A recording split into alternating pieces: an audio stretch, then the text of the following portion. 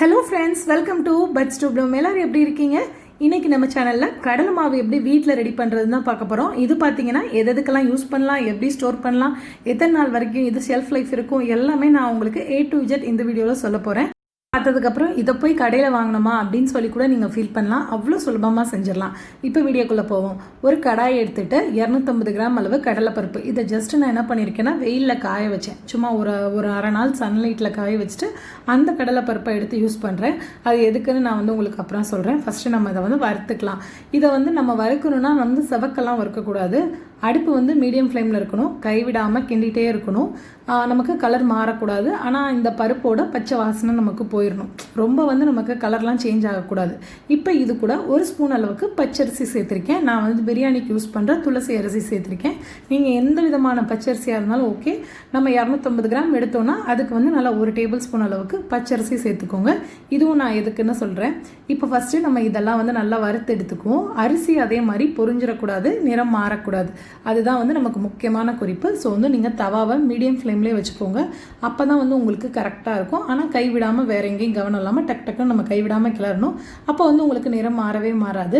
இப்போ இந்த அரிசி எதுக்காக போட்டிருக்கோன்னா, நம்ம பொதுவாக கடலை மாவில் செய்கிற பலகாரங்களுக்கு அரிசி மாவும் சேர்ப்போம். பட் நீங்கள் இதிலே அரிசி 1 ஸ்பூன் அளவு சேர்த்திங்கன்னா எந்த பதார்த்தமாக இருந்தாலும் நீங்கள் அரிசி மாவே போடாட்டி கூட அது நல்லா கிறிஸ்பியாக வரும்.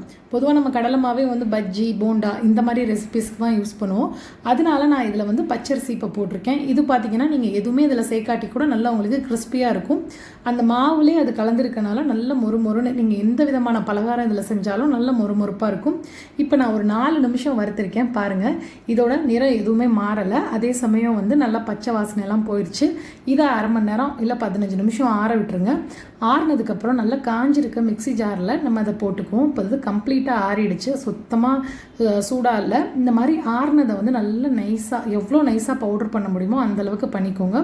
பண்ணிவிட்டு இதில் லைட்டாக இப்போ ஹீட் ஏறி இருக்கும். இந்த ஹீட்டையும் நம்ம ஆற வச்சுக்கணும். நம்ம சூடோட டப்பாவில் போட்டு மூடி வச்சோன்னா இது கட்டி பிடிக்கும், வண்டு வரும். அதனால் இதையும் நல்லா ஆற விட்டுருங்க. கொஞ்ச நேரம் உங்களால் ஒரு தட்டில் இல்லைனா எதுலையாவது ஒன்றில் போட்டு நம்ம பாட்டு ஃபேனுக்கு அடியில் வச்சோன்னா ஒரு அரை மணி நேரம் 10 நிமிஷம் ஆறிடுச்சுன்னா நம்ம அடுத்த ப்ராசஸ் இதை எப்படி ஸ்டோர் பண்ணுறது அப்படின்னு பார்ப்போம். இப்போ ஒரு தட்டு இல்லைனா ஏதாவது ஒன்று எடுத்துகிட்டு அது மேலே ஒரு சல்லடை வச்சுக்கோங்க, சலிச்சுக்கோங்க.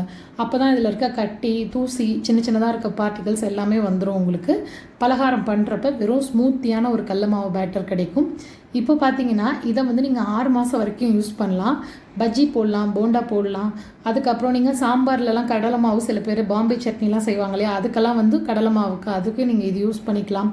எதுக்கு வேணாலும் நீங்கள் இது யூஸ் பண்ணலாம். ஈவன் ஃபேஸ்க்கு கூட யூஸ் பண்ணலாம். அரிசி கூட முகத்துக்கு நல்லது தான். அதனால் நீங்கள் ஃபேஸ்க்கு போடுறப்ப கூட வீட்டிலே எந்த வித கெமிக்கலும் இல்லாமல் நேச்சுரலாக செய்கிறதுக்கு உங்களுக்கு நல்லாயிருக்கும். அதே மாதிரி இதை ஒரு ஏர்டைட் பாக்ஸில் ஸ்டோர் பண்ணி மொத்தமாக நிறைய பண்ணுறீங்கன்னா ஃபுல்லாக பண்ணதை நிறையா ஃப்ரிட்ஜில் வச்சுட்டு கொஞ்சமாக இருக்கிறத மட்டும் நீங்கள் சின்ன டப்பாவில் போட்டு அப்பப்போ யூஸ் பண்ணிக்கலாம். ஸோ இது மாதிரி ஒரு பாக்ஸில் எதில் இருந்தாலும் காஞ்ச பாத்திரமாக எடுத்துக்கோங்க. இப்போ இந்த தட்டில் சலிக்கிறீங்கன்னா தட்டில் தண்ணி இருக்கக்கூடாது, கையிலையும் தண்ணி இருக்கக்கூடாது. ஸோ அது மாதிரி காஞ்சதாக பார்த்து எடுத்துக்கிட்டிங்கன்னா உங்களுக்கு 6 மாதம் வரைக்கும் யூஸ் பண்ணலாம். இந்த வீடியோ பிடிச்சிருந்துச்சுன்னா லைக் பண்ணுங்கள். ஃப்ரெண்ட்ஸ் அண்ட் ஃபேமிலி கூட மறக்காமல் ஷேர் பண்ணிக்கோங்க. Thank you friends. தேங்க்ஸ் ஃபார் வாட்சிங்.